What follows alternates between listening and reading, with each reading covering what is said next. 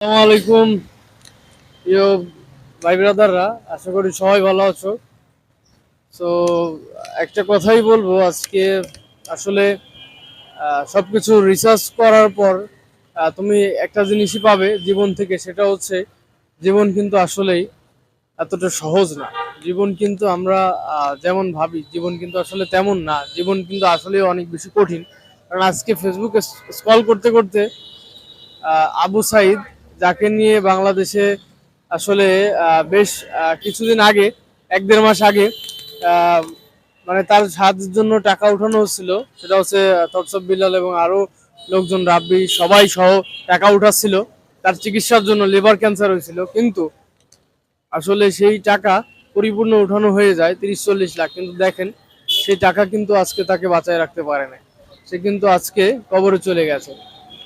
তবে তার 3টা সন্তান থেকে গেছে। এই সাইডে সরে আসো।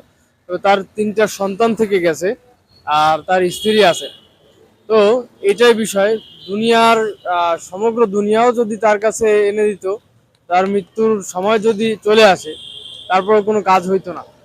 ঠিক আছে। তো তার একটা ভিডিও আমি দেখলাম, সেটা হচ্ছে সে চিকিৎসাধীন অবস্থায় যখন ইন্ডিয়ায় যায়, ইন্ডিয়াতে দেখলাম যে সে 2 দিন আসলে অনাহারে রাখছিল তাকে।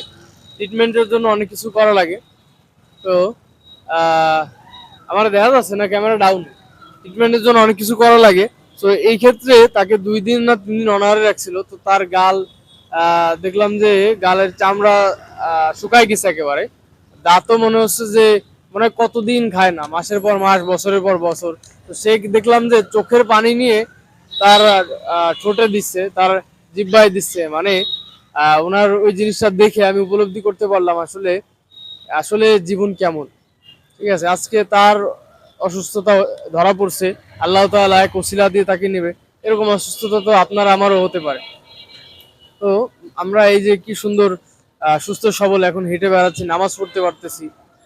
তো একটা জিনিসই বলবো যে এখন আসলে সময় থাকতে সময়কে কাজে লাগান। এখন আমরা ভালো আছি। তো আসেন ভালো কাজ করি, ভালো কাজ করি, নামাজ পড়ি এবং মানুষের উপকার করার চেষ্টা করি। দেখেন এমন একটা সময় আমাদেরও আসতে পারে, যে সময়টা হয়তো সেই আবু সাইদ ভাইয়ের মতো আমাদেরও সেই এক তুলা বল থাকবে না গায়ে, যে আমরা একটা কিছু করব। এই যে তাকে দেখে এমন মনে হচ্ছিল সে নেমে 1 গ্লাস পানি খাবে, সেটারও তার শক্তি নাই গায়ে। তো বেশি কথা বলে ফেললাম। সো একটা কথাই মেসেজ দেওয়ার ছিল, যে আসলে জীবন কিন্তু এত সহজ না। আবার যদি জীবনকে মানায় নিতে পারেন, তাহলে সহজই হয়ে যাবে ইনশাল্লাহ। তো সময় থাকতে অবশ্যই সময়ের মূল্য দিন। আল্লাহ।